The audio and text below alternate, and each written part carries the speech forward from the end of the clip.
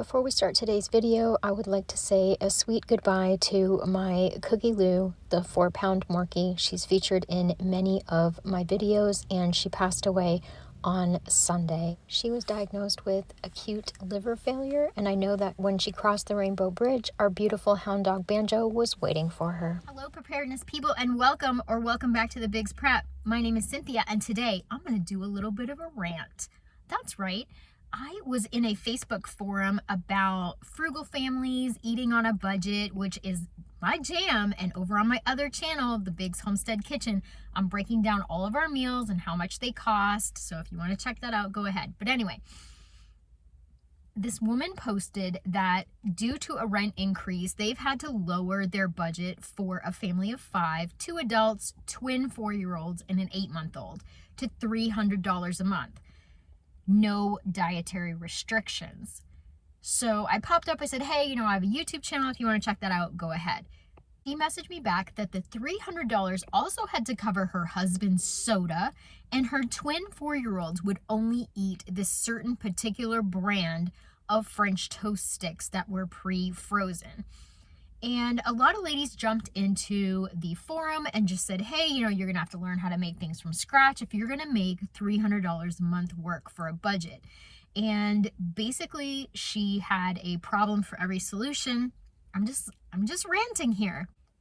Very difficult to kind of get through to her. Some of us older, more experienced ladies were like, listen, your husband may have to pick up a side hustle. You may have to start babysitting kids overnights or weekends to make ends meet if you're not going to budge on that soda and the prepackaged foods that your kids will like. And it wasn't just the prepackaged frozen French toast sticks. She had a whole list of things that her kids would eat, and that was it. And it was all chicken nuggets, prepackaged French fries, dino fries, or something like that. And then basically it was a long line of stuff that you could buy in the freezer section and put into the oven or air fryer.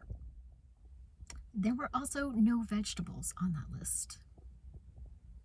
Not judging. Some kids don't like vegetables, but when they're hungry, they'll eat anything. She said there was absolutely no wiggle room around the husband's soda and his specific foods and the foods for the twins. Now, I get that some people have sensory issues or dietary, restrictions. I have to be gluten-free due to my health. So I totally get that. But my whole point is that there is a big slap in the face coming to many, many people that they are not going to be able to, number one, even find convenience foods like that. And number two, oh my goodness, I can't even imagine how much a box of French toast sticks even costs right now. A loaf of bread, even just cheap bread, is over $1. So the slap's coming for a lot of folks out there who are used to being able to buy whatever they want at the store and make these sort of convenience food, fast foody type foods at home, or even just going out and buying French toast sticks at Burger King or things like that. I hate to pick on French toast sticks because I'm sure they're delicious, but people were chiming in saying, you can learn how to make French toast, or have you tried? And every time someone would suggest something, she just had another issue. Like, yeah, I tried it one time and my kids said it was gross and they started crying. I'm going to tell you something. People are going to be hungry coming up, and they're not going to care if their mama made that French toast stick or not. Thankfully, I raised my kids on my cooking, and most of the things that I made were from scratch. So they were very adaptable to new foods, but that whole situation just made me realize how out of touch some people are with what is coming. I'd love to know from the comments down below if you're running into people who are still so asleep that they have no idea what is going on. There's going to be a massive Great Depression coming up. Without a doubt, the Fed and all the people and our institutions for financial are coming out and saying, there's an economic hurricane coming. Jamie Dimon of Deutsche Bank just came out recently and said, you better buckle up because there's an economic hurricane coming. The Fed has indicated that we may be entering into a recession soon, which, I mean, boots on the ground, we're already in a recession. People who know that, who live in everyday life already know that we have way more inflation than what they're reporting. Way, way, way more. When I go to the store and my laundry detergent is up 30 to 35% per load over a laundry detergent that I just bought 3 months ago, that indicates to me that there is more inflation than 8%. Anyone who's been to the grocery store recently and bought a dozen eggs knows that inflation is more than 8% in the last 90 days. Sometimes it's 8% in a week on certain items like eggs and milk and butter.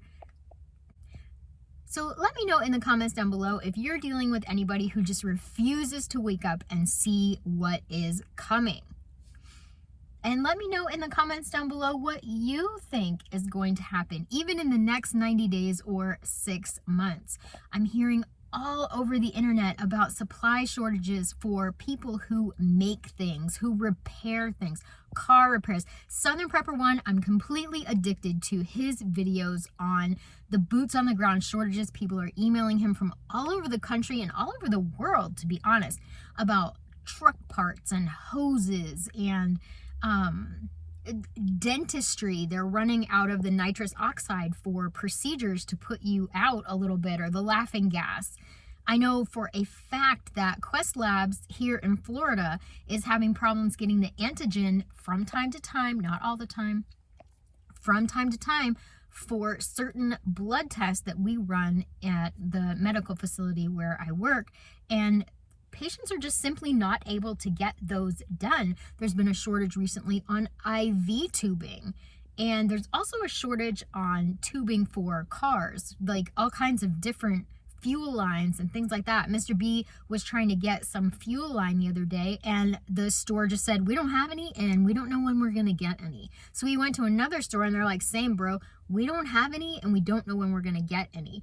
Two different chains of like discount auto parts, things like that.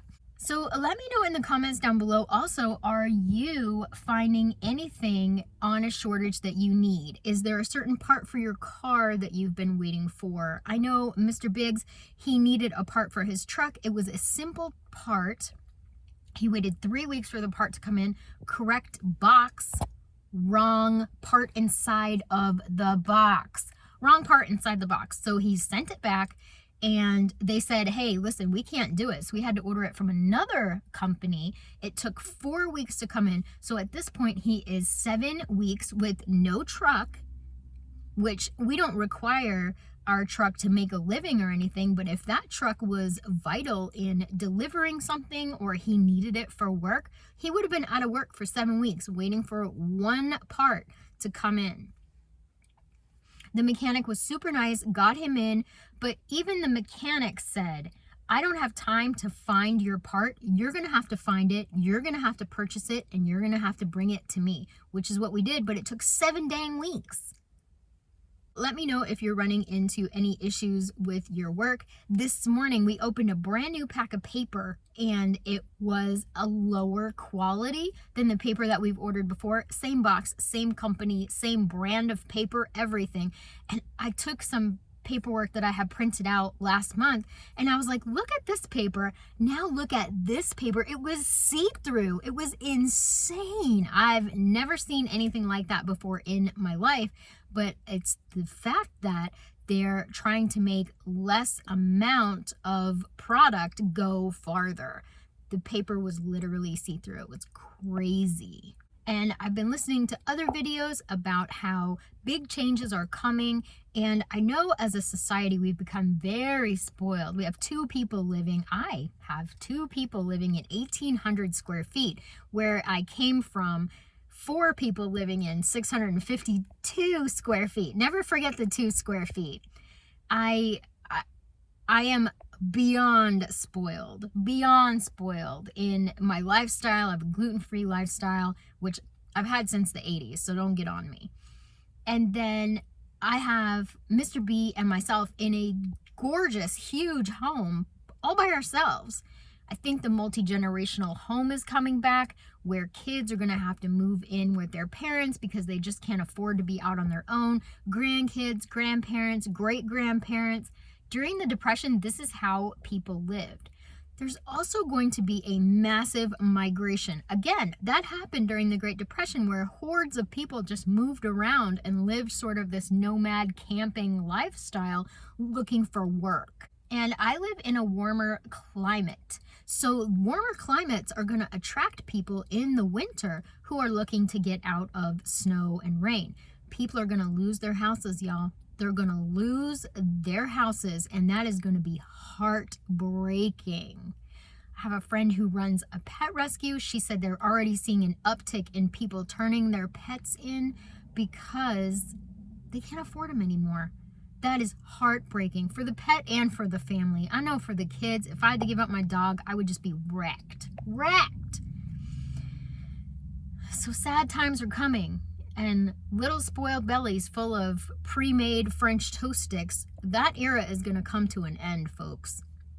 People have got to get their heads wrapped around the fact that they've got to make changes. And the thing is, if you are mentally able to make changes and physically able to make changes and spiritually ready to make those changes and adapt to what is coming, you're going to be one of the survivors rather than a person who falls to, I don't know. I don't even want to say it because I know what happened during the Great Depression. People in cities threw themselves out of windows because they couldn't handle what was going to happen. And Sassy Gal Prepping did a wonderful video the other day on mental preparedness. And that is where my focus is this week, is just trying to wrap my brain around all these things. There's so many changes coming so rapidly. It's like a psychological warfare. And I know that in other countries, that's been used before on people and by our own government on its own people. So head on a swivel, people, and just get that mental gut check of, I might have to let go of my comfort zone. I know for a fact, I've already started rationing my chocolate, and that just hurts my soul. It hurts my soul. But I know for a fact that at some point, I'm not going to be able to get chocolate to eat every single night. And I'll probably be healthier for it, to be honest. But it's not something that I want to give up. But I'm certainly not going to be as stubborn to think that, oh, that'll never happen. I'll never have to give that up. I have other priorities. And so that's kind of where I'm at today. Thank you for letting me rant. Thank you for supporting my channel. And remember, everybody, I'd rather be a year early than a day late.